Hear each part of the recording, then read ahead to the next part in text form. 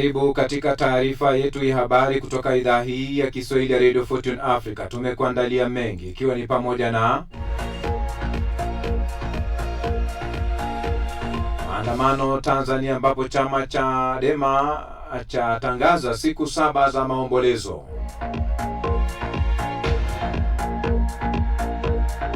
Mwanasheria mkuu wa serikali ya Tanzania apishwa rasmi hii leo. Vikosi vya usalama vyaendelea kushika doria Tanzania huku shughuli za kawaida zikianza kurejea katika taifa hilo. 60 wafariki dunia baada ya tufani kuharibu maeneo nchini Ufilipino. Na Israeli yathibitisha mwili uliorudishwa na Hamas ni wa mmoja wa mateka wao. Naam. Natumai ubuheri wa afya pote pale ulipo duniani. Kwa moyo mkunjufu na mikono miwili, hujambo na karibu kwenye taarifa yetu ya habari kutoka idhaa hii ya Kiswahili ya Radio Fortune Africa. Jina langu ni Kantona Joseph.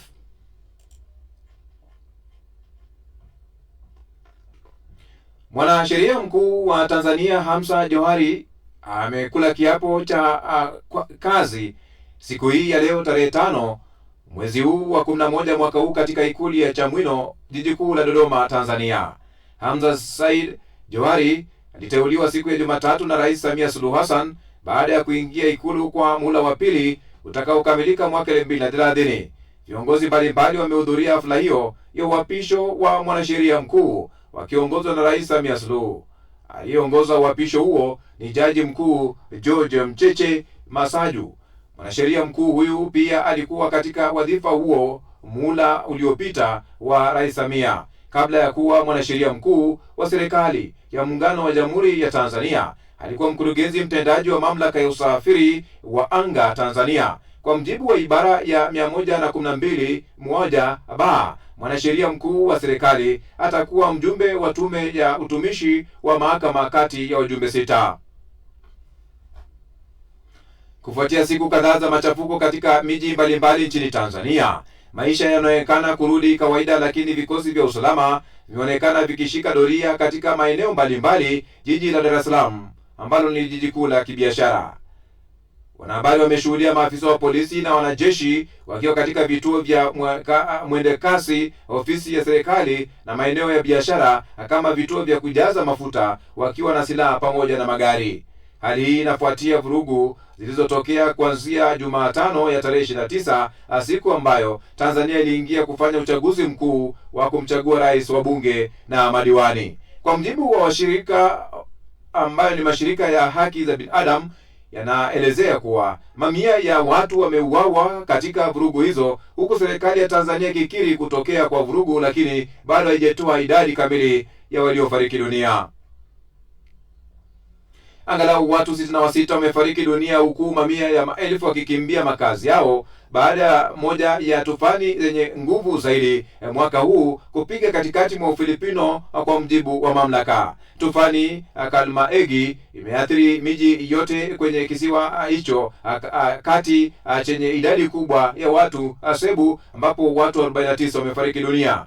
Wengine 26 bado hawajulikani walipo, alisema afisa wa ulinzi wa kiraia katika mahojiano na redio Jumatano. Video inayoonyesha watu wakiokolewa kwenye paa za majengo huku magari ya kontena za mizigo ikisongea barabarani kwa nguvu za tufani. Idadi rasmi ya vifo inajumuisha wanajeshi 6 wa helikopta ya kijeshi iliyoanguka kwenye kisiwa cha Mindanao kusini mwa Cebu baada ya kutumwa kusaidia jitihada za msaada. Helikopta hiyo ilianguka Jumanne karibu na Agusan del Sur, ikiwa moja kati ya 4 zilizotumwa katika eneo hilo kusaidia.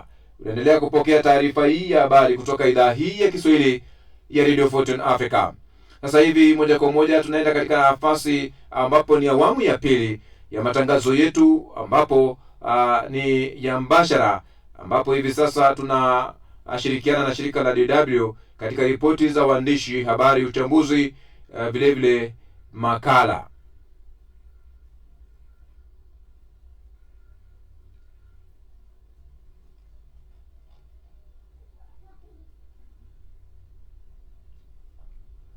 Israeli imethibitisha Jumatano tarehe 5 mwezi huu kuwa mwili uliokabidhiwa na Hamas Jumanne ni wa Sajenti Intan Chen, mateka Mwisraeli Marekani aliyotekwa Oktoba 7 mwaka 2023. Hamas iliukabidhi mwili kwa shirika la Msalaba Mwekundu baada ya operesheni ya utafutaji katika mtaa wa Shujaa.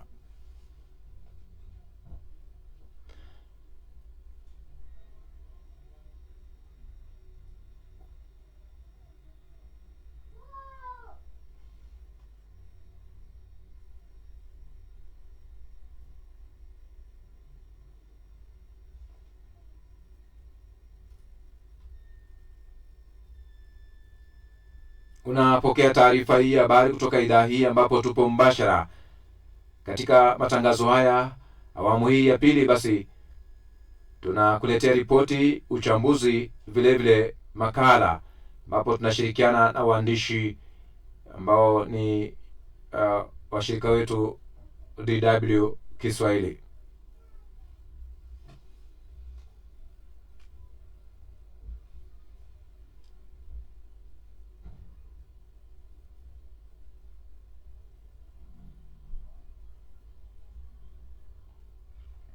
Wafuasi wa chama tawala CCM visiwani Zanzibar wanasherehekea ushindi wa Rais Hussein Mwinyi.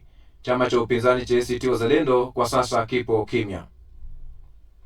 Shinda bila shaka na furahi, lakini si furaha ile kama ambayo tumeizoea. Na walioambiwa kwamba wameshindwa nao utakuta wanajikusanya tu barazani kama kawaida. Ukienda katika baraza za kahawa ambapo ndio sosi kubwa au ndio vyanzo vya habari kwa hapa Zanzibar ilivyozoeleka, unakuta watu wanazungumza lakini hawana matumaini makubwa, kwa sababu kama vile hawaamini kilichotokea, hawaamini mambo yalivyo. Kwa hivyo wanazungumza kwa maana ya kujipa faraja tu. Kama ulivyosema kwenye vibaraza hivyo wanapokuwa wanazungumza, Wazanzibari wenyewe wanakuwa wanasema nini, ikiwa ni takriban wiki moja sasa imepita tangu matokeo ya uchaguzi mkuu yatangazwe na Tume Huru ya Uchaguzi Zanzibar? Hapa watu wengi wanaozungumza wanasubiri. Kwa upande wa CCM wanasubiri Rais Dr. Mwinyi atangaze safu ya viongozi wake, ambapo tayari ameanza kumteua mwanasheria mkuu wa Zanzibar Dr. Mwinyi Karim Haji, ambayo jana amemtangaza na ataapishwa kesho. Na anasubiri watu wengi wanasubiri nani ataingia katika uongozi. ACT bado viongozi wao wanatafakari na wanakutana na makundi mbalimbali. Kwa hivyo wananchi huku hawapati taarifa yoyote, na hasa kutokuwepo kwa mitandao ya kijamii kama vile kumewafanya wasijue cha kufanya. Watu kuuliza kuna nini, wanakwambia sasa tunasubiri kauli ya viongozi. Ndio watu wanakuwa wanajiuliza pengine ndani ya ACT Wazalendo kwa mfano, je, waliochaguliwa mfano kwenye nafasi zingine watakwenda barazani wakati ambao kiongozi wao wa chama amekataa kukubali kuyatambua matokeo ya uchaguzi huo? Baadhi ya watu wanasema kwamba ni bora waingie, kwa sababu wale wawakilishi wao watakwenda kwenye baraza la wakilishi na kuwakilisha watu. Sasa upande huu wa chama cha ACT Wazalendo hakijatoa tamko bado kama kitaingia kwenye serikali ya umoja wa kitaifa ama hakitoingia kwa mujibu wa matakwa ya kikatiba. Hapo mwanzo ulitaja kuhusiana na masuala ya mtandao kwamba bado huduma ya interneti ni ya kusuasua.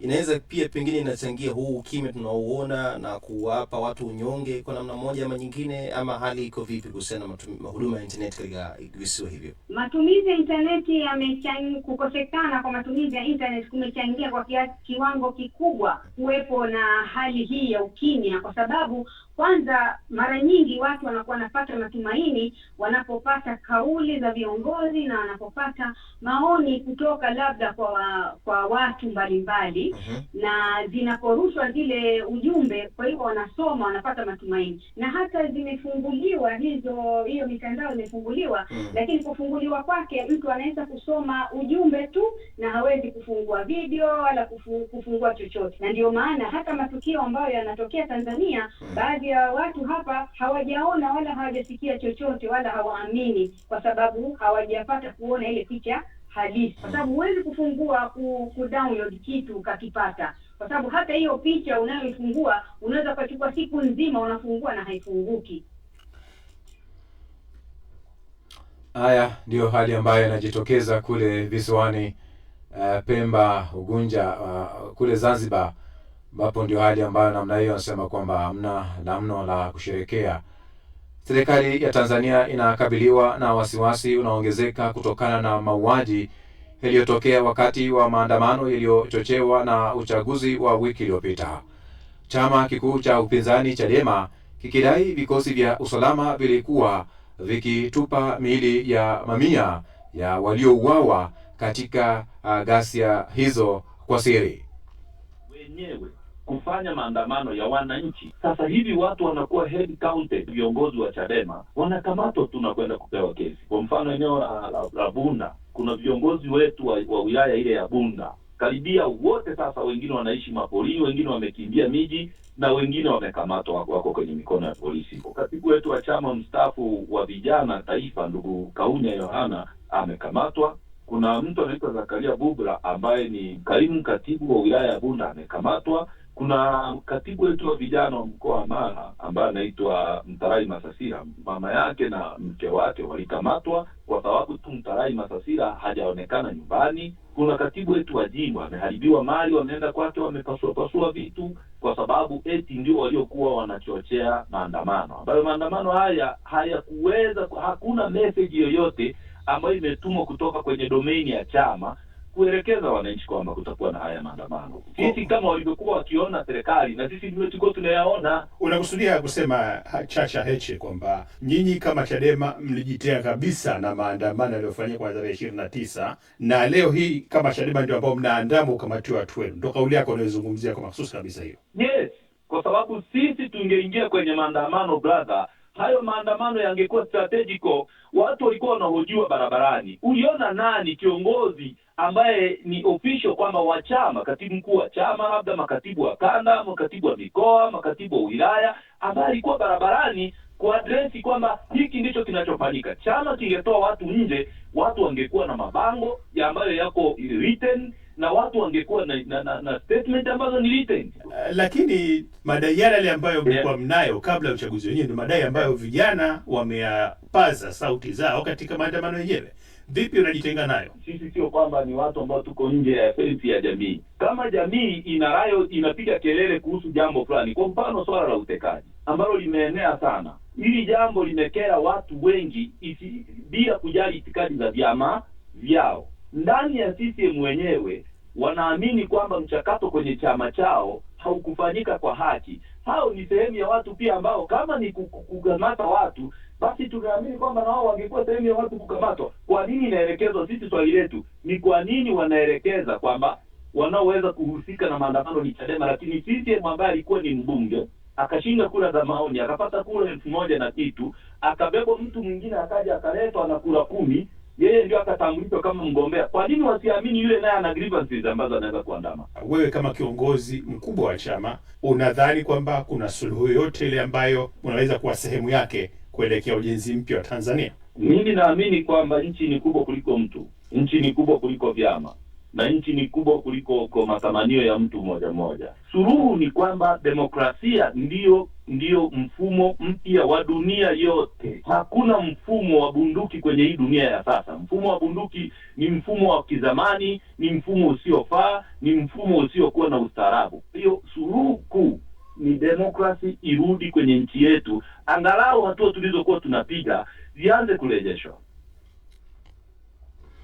Haya ndio hali ambayo inajitokeza, msikilizaji. Nazidi kusonga mbele kwenye taarifa yetu ya habari Afrika leo mchana, ambapo ni habari za dunia. Awamu ya pili ni ripoti, uchambuzi, vile vile makala, ambapo nashirikiana na shirika la DW, ambapo Israeli imethibitisha kupokea maiti ya mwanajeshi wake mwenye uraia wa Marekani kutoka kwa wanamgambo wa Hamas. Ni sehemu ya utekelezaji wa makubaliano ya usitishwaji vita vya ukanda wa Gaza. Marekani inaandika rasimu ya azimio la Umoja wa Mataifa itakalotolewa idhini ya kuundwa baraza la mpito la uongozi na kikosi cha wanajeshi wa kimataifa huko Gaza.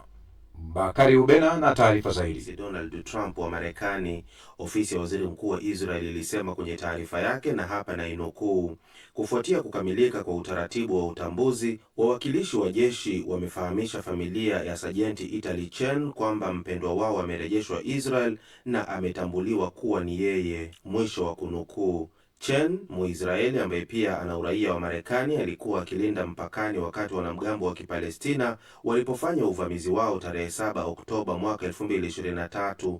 Alituma ujumbe wa mwisho kwa wazazi wake wakati uvamizi huo ulipoanza, lakini jeshi la Israel lilitangaza kifo chake miezi mitano baadaye mnamo Machi mwaka 2024. Tawi la kijeshi la Hamas la Al-Qassam limesema hapo jana kwamba mwili wa Chen ulipatikana kwenye kiunga cha Shujaiya mashariki mwa jiji la Gaza wakati wa operesheni inayoendelea kusaka miili ya mateka. Msemaji wa Hamas, Hazem Qasim, amesema watahakikisha kuwa wanakamilisha operesheni hiyo na kuikabidhisha miili yote ya mateka licha ya ugumu na vikwazo vilivyopo. Hayo ya kijiri, Marekani imetangaza rasimu ya kwanza ya azimio la Umoja wa Mataifa linalodhamiria kuanzisha serikali ya muda ya Gaza na kikosi cha kimataifa cha kulinda amani kwenye ukanda huo. Msemaji wa Wizara ya Mambo ya Kigeni ya Marekani amesema kwa sasa majadiliano na wajumbe wa Baraza la Usalama la Umoja wa Mataifa na wajumbe wengine muhimu wa umoja huo yamejikita juu ya namna ya kuutekeleza mpango huo wa amani uliopendekezwa na Rais Trump. Rasimu hiyo ya kurasa 2 inazungumzia jinsi kile kiitwacho Baraza la Amani litakavyoiongoza Gaza katika kipindi cha mpito na kuanzisha kikosi cha kimataifa cha utulivu ISF ambacho kitakuwa na mamlaka ya kuwalinda raia na kusimamia usambazaji wa misaada ya kibinadamu na kulinda maeneo ya mpaka wa Gaza na Israel pamoja na Misri. Bado haijafahamika ikiwa rasimu hiyo itaungwa mkono na mataifa mengine wanachama wa Baraza la Usalama la Umoja wa Mataifa, hasa kutokana na mashaka kwamba Marekani inaweka msisitizo zaidi kwenye usalama wa Israel pekee bila kujali matakwa ya Wapalestina. Haya, nazidi kusonga mbele wakati ambapo unapokea taarifa hii ya habari kutoka idhaa hii ya Kiswahili ya Radio Fortune Africa, na shirikiana na DW katika matangazo yetu haya ya Afrika leo mchana. Habari za dunia. Zonra Mamdani mwenye umri wa miaka 34 amechaguliwa meya wa jiji la New York nchini Marekani. Silvenas Karamera na taarifa hiyo. Kuwa meya wa jiji la New York siku ya Jumanne, akimaliza ushawishi wa muda mrefu wa gavana wa zamani Andrew Cuomo aliyesimama kama mgombea wa kujitegemea. Zoran Mamdani mwenye asili ya Afrika aliyezaliwa barani Afrika hususan nchini Uganda anaandika historia mpya kwa kuwa Muislamu wa kwanza kuwa meya wa jiji maarufu la New York nchini Marekani. Mwanadiplomasia huyo wa kisocialist amekuwa meya mwenye umri mdogo wa miaka 34 kuliongoza jiji hilo ambalo huchukuliwa kama makao makuu ya dunia. Akizungumza katika hotuba yake ya kwanza baada ya kushinda, Zoran Mamdani amewaambia umati wa mashabiki wake kuwa kuchaguliwa kwake kunaleta nuru mpya katika jiji la New York ambalo amesema limekuwa katika giza kutokana na utawala wa Rais Donald Trump. In this moment of political darkness, Ni wakati huu wa giza la kisiasa ambapo New York itapata mwanga. Hapa tunaamini katika kusimama kidete kwa ajili ya wale tunaowapenda. Ikiwa kuna mtu anayeweza kuonyesha nafasi yake kwa ajili ya taifa lililosalitiwa na Donald Trump, ni hapa ambapo pia palipomsaidia kupanda. Na kama kuna njia za kumtetemesha muhimla, ni kuyaondoa mazingira yaliyomfanya yeye kupata mamlaka. New York litasalia kuwa jiji la wahamiaji, jiji ambalo lilijengwa na wahamiaji, kupewa nguvu na wahamiaji, na kwa usiku huu likiongozwa na mhamiaji. Mamdani ameufananisha ushindi wake kama faraja aliyoitoa kwa wafanyakazi wa daraja la chini kabisa na wale wa daraja la kati, huku akiahidi mabadiliko ya hali iliyopo. Zaidi ya Wamarekani milioni 2 walipiga kura katika mpambano huu, ambayo ilikuwa idadi kubwa kabisa ya wapiga kura waliojitokeza ndani ya kipindi cha miaka 50 iliyopita. Kuibuka kwa Mamdani bila kutarajiwa kunatoa uthibitisho kwa Democrats ambao wamekuwa wakihimiza chama hicho kukubali wagombea wa kuleta mrengo wa mageuzi kwa ajili ya raia wa daraja la chini na kati. Katika sherehe ya ushindi katika eneo la Brooklyn, wafuasi wa Mamdani walishangilia na kukumbatiana baada ya mamlaka ya jiji kutangaza ushindi wake. Mabango ya kampeni yalipeperushwa angani, huku mtu mmoja akirukaruka juu na bendera rasmi ya jiji la New York, na muziki wa mwanamuziki maarufu Bad Bunny ulisikika kupitia vipaza sauti hapa na pale. Hata hivyo, mjini Manhattan, mgombea mwenza Andrew Cuomo katika hotuba yake ya kukubali kushindwa ameonya kwamba ushindi wa Mamdani unaweza kuipeleka New York katika hatari, huku akiwaahidi wafuasi wake kwamba anakwenda kujiandaa kwa ajili ya kurudi tena katika mpambano. Sasa Mamdani atapaswa kuongoza jiji kuu zaidi nchini Marekani na kutekeleza ahadi zake kubwa ambazo baadhi ya wachunguzi wanasema zinaonekana kutowezekana kutekelezwa, ikiwa ni pamoja na malezi ya watoto wadogo bila gharama, kuanzishwa kitengo maalum cha usalama wa raia na kupiga marufuku maduka ya vyakula yanayomilikiwa na serikali. Asante sana Silvanus Karemera kwa taarifa hiyo. Bapo nazidi kusonga mbele. Mamdani ni Marekani mwenye asili ya India, lakini anazaliwa Uganda kabla ya kuhamia Marekani akiwa na miaka 7.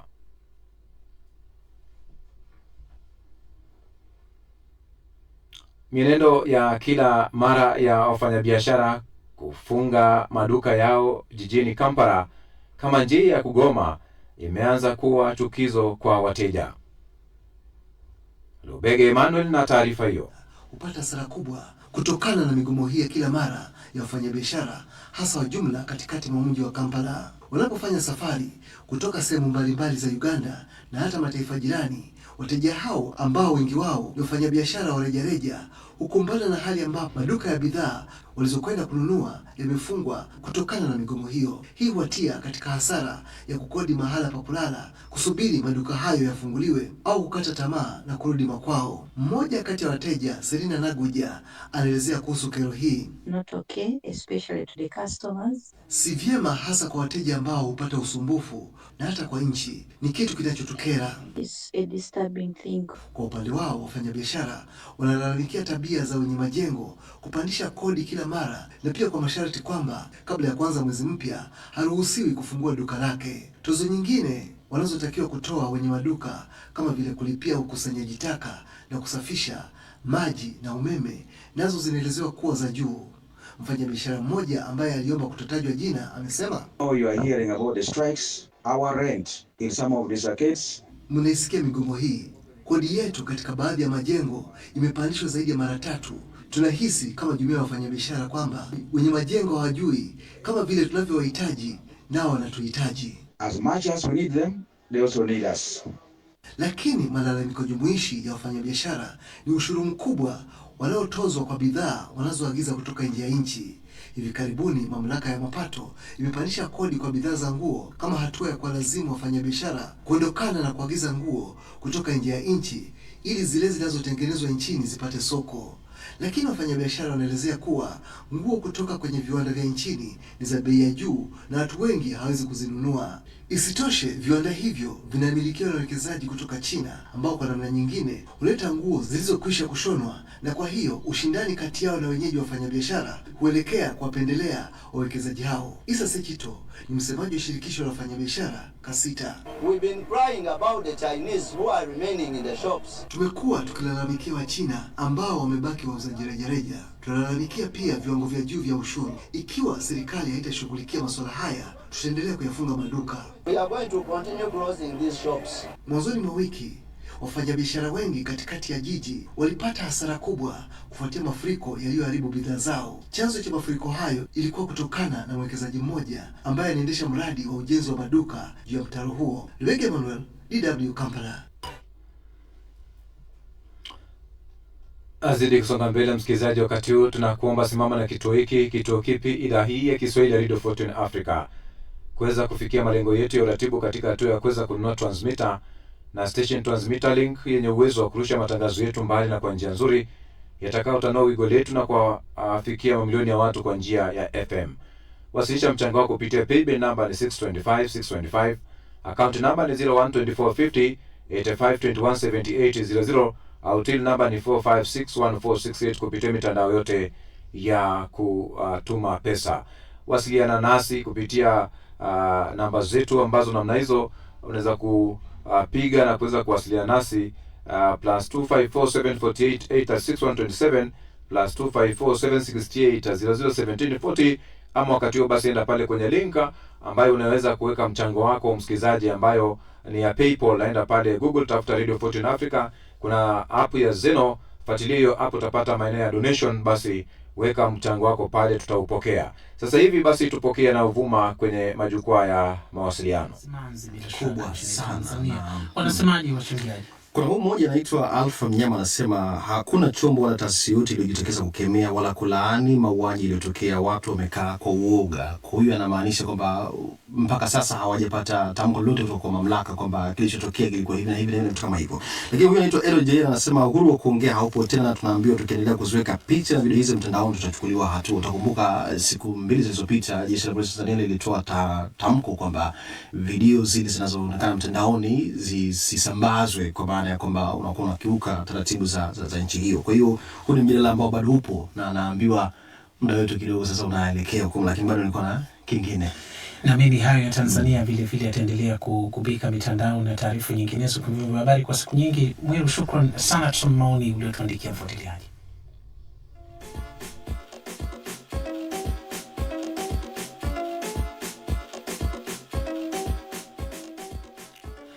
Suleiman Mwiru ananiambia kompyuta yake kule imekorofisha kidogo, kwa hiyo maoni nitasoma mwenyewe hapa. Nianzie kwenye ukurasa wetu wa YouTube. Namuona Ahmed Ali Saif anasema uchaguzi Tanzania ulikuwa na dosari nyingi. Gikuri Merama anasema nchi yoyote isipotanguliza haki mwishoni ni machafuko. Tunaiomba Tanzania ihubiri haki kwanza, maana amani ni matokeo ya haki. Ali Pasco Doto wa Ibologero Igunga Tanzania anasema siasa kubadilika lakini utu unabaki, ni wakati wa viongozi wote kuweka maslahi ya taifa letu mbele.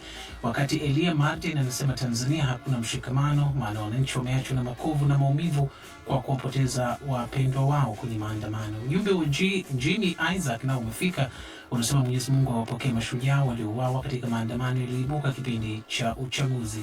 Big 10 Mwemela unasema mioyo ya Tanzania ina maumivu makubwa sana, kupoteza ndugu zetu wengi waliokuwa wakidai haki.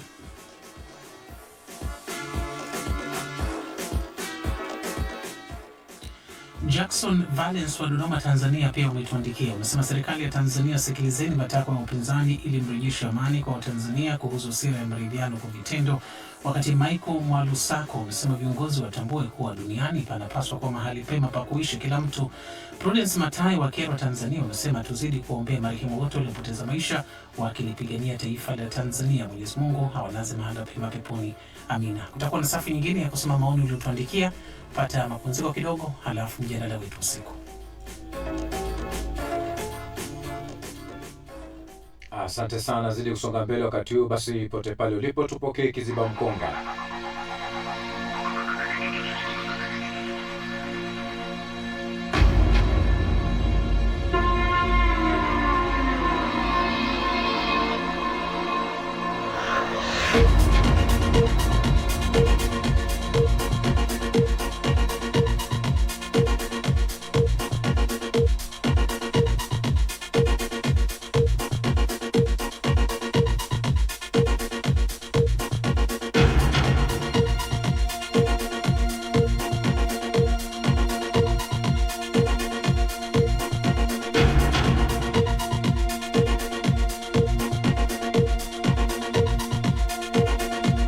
Kiziba mkonga cha sasa.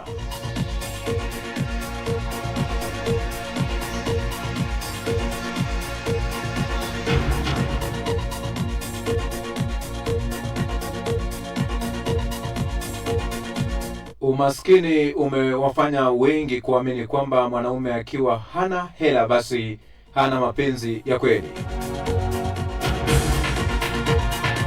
Umaskini umewafanya wengi kuamini kwamba mwanaume akiwa hana hela basi hana mapenzi ya kweli.